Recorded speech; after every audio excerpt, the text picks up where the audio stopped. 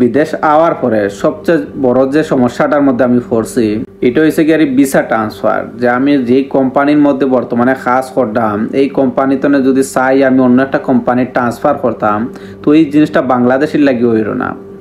Doctor Yunus আসলে ক্ষমতাত hour পরে ইউএইর মধ্যে যত ধরনের ভিসা আছে সব ধরনের ভিসা বন্ধ করে দিছে। এটা ডক্টর ইউনুস আসলে ক্ষমতাত আওয়ার পরে এইগুলা হয়েছে।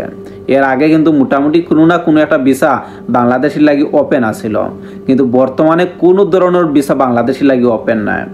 ঠিক আছে, যদি কোনো দেশে যদি চায় না অদক্ষ মানুষ তার দেশও নিত, ঠিক আছে, অদক্ষ মানুষ নেওয়ার কোনো দরকার নাই। কিন্তু আমার কত হয়েছে গিয়া যে আমরা যারা দক্ষ ওয়ার্কার আছি আমরা তো একটা কোম্পানিতে যদি চাই আমরা অন্য একটা কোম্পানির ভিসাটা ট্রান্সফার করতে পারতাম। এই সুযোগটা তো ডক্টর ইউনূসে আমরা দিতে আসছিল। এটা কি আমরা উচিত না পাওয়া? আমরা এমন একটা অবস্থায় আছি আমরা ভিসা ট্রান্সফারটা পর্যন্ত হয় না। আমরা একটা কোম্পানিতে যদি চাই অন্য একটা কোম্পানি যাইতাম এই জিনিসটা আমরা লাগে হইল না। আমরা কোন দিক তনে বালা হইম? ডক্টর ইউনূস আমরা লাগি কোন দিক তনে বালা হইম? আমরা প্রবাসী অকল লাই কোনো কিছু করা হয়েছে না। আমরা প্রবাসী যারা আছি আমরা আসলে কোনো ধরনের একটা সুযোগ সুবিধা পাইছি না। কিন্তু 5ই আগস্টের সময় যখন দেশ স্বাধীন হয় সবচেয়ে বড় একটা অবদান আছিল প্রবাসী।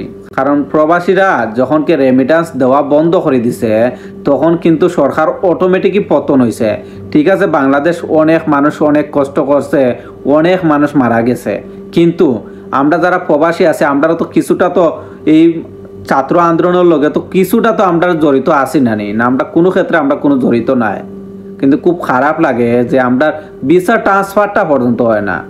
আমি কই না কোনো দেশে অদক্ষ মানুষ আনুক বাংলাদেশ তাইকারি, কিন্তু যারা দক্ষ শ্রমিক আছে, যারা দক্ষ ওয়ার্কার আছে, যার এক্সপিরিয়েন্স আছে তার তো একটা সুযোগ থাকতো একটা কোম্পানিতে অন্য একটা কোম্পানিতে আসলে কাজ করার।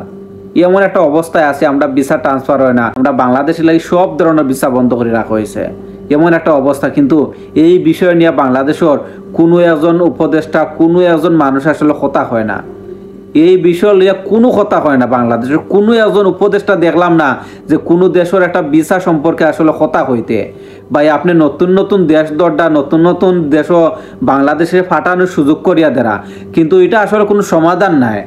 আপনি একজন বালা একজন দক্ষ মানুষ আপনি যদি কোনো একটা দেশে ফাটাইতে পারো ওটাই হচ্ছে গিয়ে ইম্পর্টেন্ট কাজ। কিন্তু আপনি অদক্ষ মানুষের যদি দরিয়া দালাল মাধ্যমে যদি আপনি বিভিন্ন দেশে ফাটাই দেন দিন শেষে বাংলাদেশের যে মানুষ আছে মানুষের ইজ্জত লিয়া টানাটানি পড়ব।